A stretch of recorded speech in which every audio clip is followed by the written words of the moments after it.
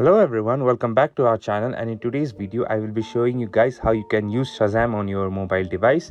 So basically Shazam is a music discovery application which can identify music based on a short sample played using the microphone on any device. So it is available on both Android and iOS, and I'll be showing you guys how you can use Shazam on your phone. So firstly you'll have to download the Shazam application from your app store, and as you can see I have already downloaded the application, so I'll simply tap on open. And from here it will redirect you to the Shazam application.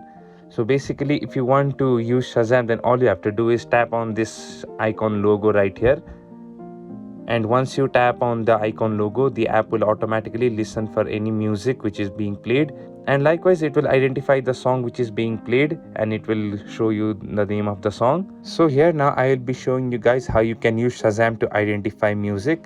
So basically if you have any song playing and if you want to know the name of the song, then simply you'll have to tap the Shazam icon right here. So I'll play some music and tap on the Shazam icon.